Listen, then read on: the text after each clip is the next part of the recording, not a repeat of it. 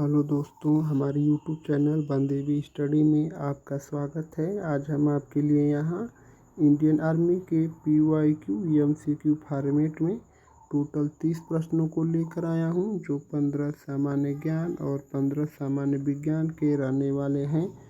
अगर आप 2025 में इंडियन आर्मी अग्निवीर की तैयारी कर रहे हैं तो आप हमारे चैनल को पहले सब्सक्राइब कर लीजिए। इसके बाद वीडियो में लास्ट तक ज़रूर बने रहिए, क्योंकि यह वीडियो और यह प्रैक्टिस सेट आपके एग्ज़ाम के लिए बहुत ही महत्वपूर्ण साबित होने वाली है। तो चलिए शुरू करते हैं। त्रिपिटक ग्रंथ किस धर्म से संबंधित है? यह जो त्रिपिटक ग्रंथ है यह किस धर्म से संबंधित है? तो मैं इस वीडियो में केवल आपको क्वेश्चन पढ़ूंगा और आंसर का ट्रिक कर दूंगा। अगर आपको लगेगा कि मैं क्वेश्चन का आंसर जल्दी ट्रिक कर रहा हूं तो आप हमारे वीडियो को क्लोज कर सकते हैं या वीडियो को दोबारा भी देख सकते हैं। यह वीडियो यूट्यूब पर ही पड़ी रहेगी। तो यह जो हमारा त्रिपिटक ग्रंथ है यह बौद्ध धर्म से संबंधित है। प्रश्न संख्या 2, भारत में भाखड़ा नांगल बांध किस नदी पर बना है? तो यह जो भाखड़ा नांगल बांध है हमारा सतलुज नदी पर बना है। भाखड़ा नांगल बांध सतलुज नदी पर बना है, ऑप्शन बी। प्रश्न संख्या 3, सौरमंडल में किस ग्रह के सर्वाधिक चंद्रमा हैं 2025 तक? अभी हाल ही में 128 नए चंद्रमा की खोज की गई है, जिसका 274 टोटल चंद्रमा हो गए हैं। तो यह था शनि के वर्तमान में 274 टोटल चंद्रमा हो चुके हैं। तो इस प्रश्न का उत्तर होगा ऑप्शन ए, शनि। प्रश्न संख्या 4, काजीरंगा राष्ट्रीय उद्यान किसके लिए प्रसिद्ध है? तो हमारा काजीरंगा राष्ट्रीय उद्यान एक सींग वाला गेंडा के लिए प्रसिद्ध है। इस प्रश्न का उत्तर ऑप्शन बी होगा। काजीरंगा राष्ट्रीय उद्यान एक सींग वाले गेंडे के लिए प्रसिद्ध है। प्रश्न संख्या 5, सत्यमेव जयते वाक्य कहाँ से लिया गया है? जो हमारा सत्यमेव जयते है यह कहाँ से लिया गया है? सत्यमेव जयते हमारा मुंडक उपनिषद से लिया गया है। तो इस जो प्रश्न का उत्तर होगा हमारा ऑप्शन डी होगा। सत्यमेव जयते मुंडक उपनिषद से लिया गया है। भारत का सबसे पुराना वेद ऋग्वेद है। प्रश्न संख्या 6, भारत में राष्ट्रीय आयुर्विज्ञान संस्थान एम्स की स्थापना किस वर्ष हुई थी? जो यह एम्स है इसकी स्थापना किस वर्ष हुई थी? तो जो हमारी एम्स है इसकी स्थापना सन 1956 में हुई थी। और एम्स का जो फुल फॉर्म होता है वह All India Institute of Medical Science. AIIMS का full form All India Institute of Medical Science होता है। इस प्रश्न का उत्तर ऑप्शन बी होगा। 1956 में एम्स की स्थापना हुई थी। प्रश्न संख्या 7, दादा साहेब फाल्के पुरस्कार किस क्षेत्र में दिया जाता है? जो दादा साहेब फाल्के पुरस्कार है वह किस क्षेत्र में दिया जाता है? तो यह फिल्म जगत का पुरस्कार है। दादा साहब फाल्के पुरस्कार सिनेमा के क्षेत्र में दिया जाता है, ऑप्शन सी। प्रश्न संख्या 8, ब्रह्म समाज की स्थापना किसने की थी? ब्रह्म समाज की स्थापना राजा राम मोहन राय ने की थी, ऑप्शन ए। आर्य समाज की स्थापना दयानंद सरस्वती ने की थी। और रामकृष्ण परमहंस की स्थापना रामकृष्ण मिशन की स्थापना स्वामी विवेकानंद जी ने की थी। तो इस प्रश्न का उत्तर हमारा ऑप्शन ए होगा। ब्रह्म समाज की स्थापना राजा राम मोहन राय ने की थी। प्रश्न संख्या 9, मैग्सेसे पुरस्कार किस देश द्वारा दिया जाता है? जो मैग्सेस पुरस्कार है वह किस देश के दिया जाता है? तो मैग्सेस जो पुरस्कार है वह हमारा फिलीपींस के द्वारा दिया जाता है। इस प्रश्न का उत्तर ऑप्शन सी होगा। मैग्सेस पुरस्कार फिलीपींस के द्वारा दिया जाता है। प्रश्न संख्या 10, हड़प्पा सभ्यता को सबसे पहले किसने खोजा था? हड़प्पा सभ्यता की खोज किसने की थी? तो हड़प्पा सभ्यता की खोज दयाराम साहनी ने की थी। इस प्रश्न का उत्तर ऑप्शन ए होगा, दयाराम साहनी। प्रश्न संख्या 11, किस भारतीय वैज्ञानिक को रॉकेट मैन ऑफ इंडिया कहा जाता है? तो रॉकेट मैन ऑफ इंडिया के नाम से APJ अब्दुल कलाम के नाम से जाना जाता है। रॉकेट मैन ऑफ इंडिया के नाम से डॉक्टर APJ अब्दुल कलाम को जाना जाता है। Option A. प्रश्न संख्या 12, भारतीय संविधान का कौन सा अनुच्छेद भारत को एक धर्मनिरपेक्ष राज्य घोषित करता है? भारतीय संविधान का ऐसा कौन सा अनुच्छेद है जो भारत को एक धर्मनिरपेक्ष राज्य घोषित करता है? तो जो हमारी भारत की प्रस्तावना है, अनुच्छेद 32, जो अनुच्छेद 32 है यह भारत को एक धर्मनिरपेक्ष राज्य घोषित करता है। Option D.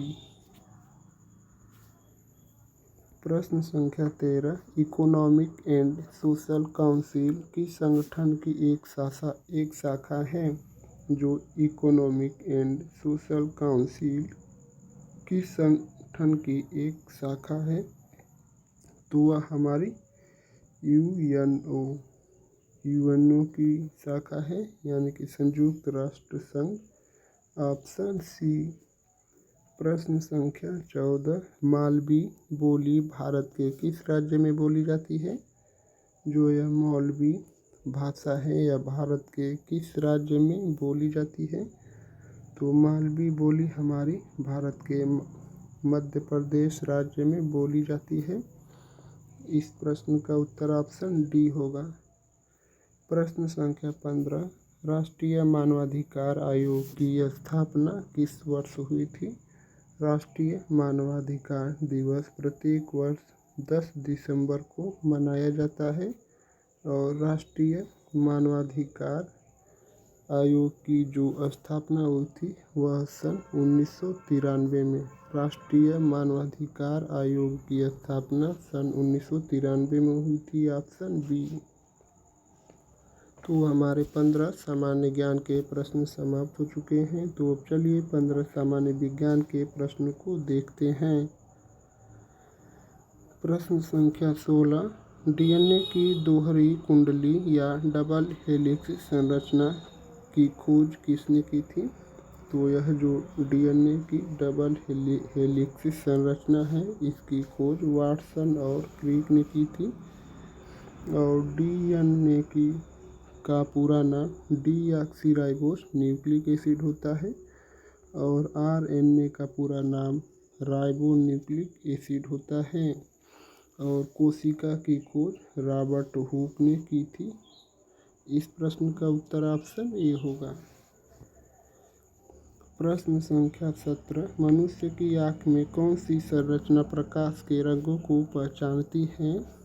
मनुष्य की आँख में ऐसी कौन सी जो संरचना है जो प्रकाश के रंगों को पहचानती है? तो वह है कोण। इस प्रश्न का उत्तर ऑप्शन डी होगा, कोण। प्रश्न संख्या 18, प्लूटोनियम 239 किस प्रकार का ईंधन है? तो पहले आप लोग ऑप्शन सी और डी देख लीजिए। प्लूटोनियम 239 किस प्रकार का ईंधन है?